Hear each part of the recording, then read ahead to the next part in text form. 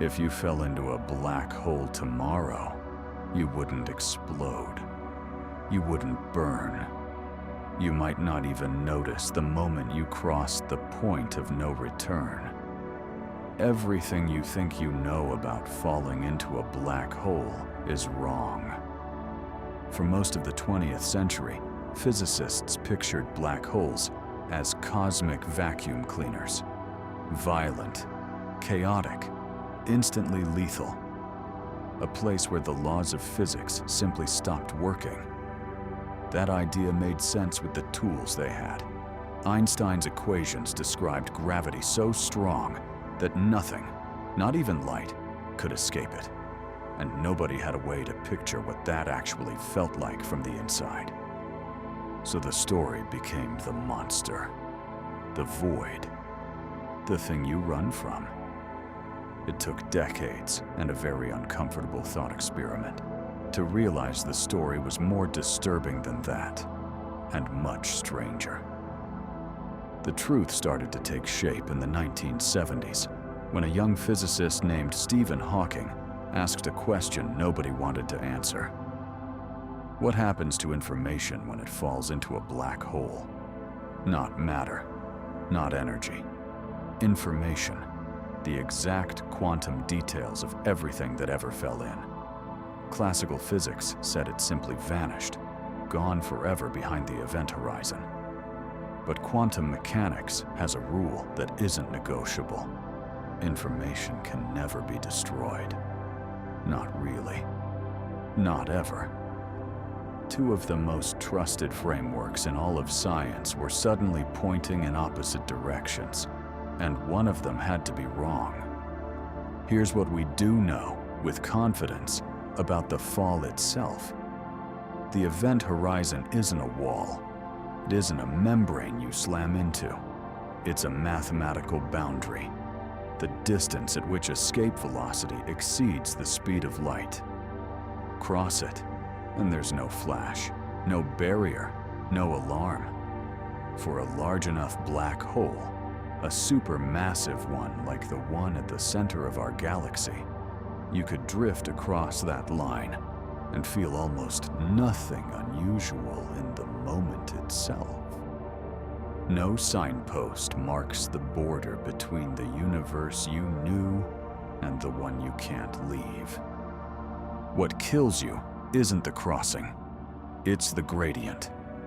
Gravity doesn't pull evenly across your body. It pulls harder on what's closer to the black hole and weaker on what's farther away. Near a small, dense black hole, that difference becomes extreme within meters. Your feet would be yanked forward so much faster than your head that your body would stretch, thread thin, into a shape astrophysicists actually call spaghettification.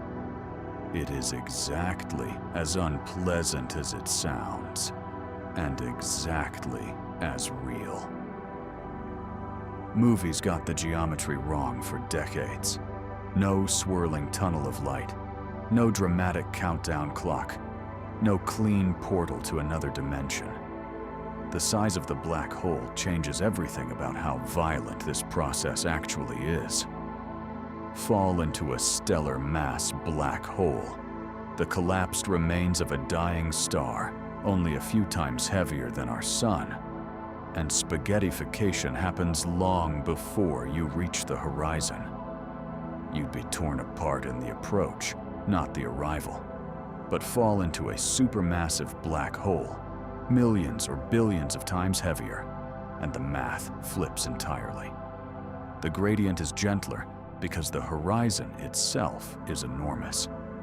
You could, in theory, cross into a black hole like the one at the center of our galaxy and survive the crossing itself completely intact for a while. But here's where the story gets strange rather than gruesome. From your perspective, falling in, time would feel completely normal. Your watch would tick at the usual pace.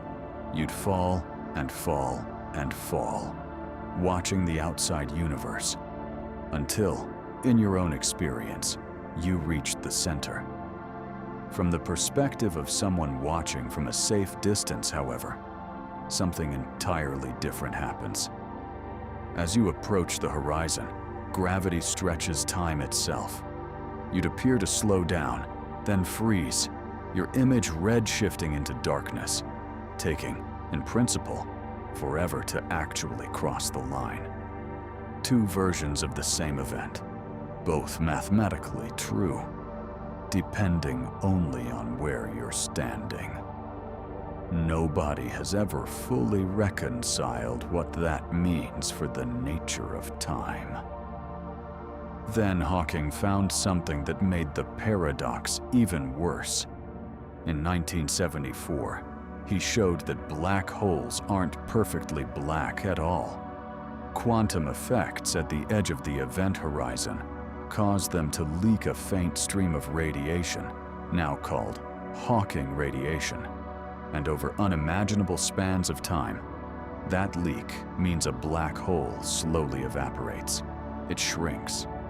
Eventually, it disappears entirely. Which raises the question that has occupied theoretical physicists for 50 years. If a black hole eventually vanishes completely, what happened to everything and everyone that ever fell into it? Where did the information go? This became known as the black hole information paradox, and it's not a minor technical footnote. It sits at the exact fault line between general relativity, which describes gravity beautifully at large scales, and quantum mechanics, which describes particles beautifully at small scales. Black holes are the one place in the universe where both theories are required to work together, and where, so far, they refuse to agree. The same tension, two trusted frameworks breaking down at the extreme, shows up in a very different corner of physics we've explored before. One where the smallest possible scales of the universe stop behaving the way anything should. In recent years, some physicists have proposed that the answer lies in something called the holographic principle. The idea that all the information swallowed by a black hole isn't lost inside it at all, but somehow gets encoded on its surface, its event horizon, like a cosmic hard drive storing data in 2 dimensions instead of 3.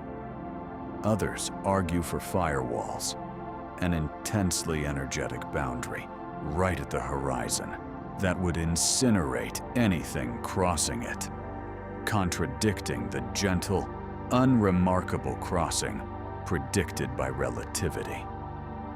Neither camp has proof. Neither camp has backed down. What nobody disputes is this: at the very center, at the singularity, the math itself stops making sense. Density becomes infinite. Space and time, as concepts, break down entirely. It isn't that we don't know what's there. It's that the question may not even be well formed, like asking what's north of the North Pole. There's an even stranger detail buried in the equations, one most black hole documentaries skip entirely. Inside the event horizon, the roles of space and time swap. Outside, you can choose your direction through space, but time only moves one way: forward. Cross the horizon, and that relationship inverts. Moving toward the singularity stops being a choice of direction and becomes as inevitable as the next second of your life. You couldn't turn around and fly back out for the same reason you can't turn around and fly back into yesterday. The center of a black hole isn't a place you approach. It's a moment you can't avoid. And that's the part that should unsettle you more than any spaghettification ever could. We built 2 of the most successful scientific theories in human history: general relativity and quantum mechanics. and pointed them at the same object, and they gave us two different, irreconcilable answers. Not an error in the math, not a missing decimal. A genuine crack in our understanding of reality itself, sitting quietly at the center of every black hole in the universe. Astronomers have now photographed two of them directly, the supermassive giants at the center of galaxy M87 and our own Milky Way. Glowing rings of light bent around absolute darkness. We can see the shadow. We can measure its edges. We still can't say with certainty what happens the instant something crosses inside. Maybe that's the most honest thing science has ever admitted about anything. Not that we don't know, but that the not knowing is built into the structure of the universe itself, waiting at the bottom of every black hole we'll ever find.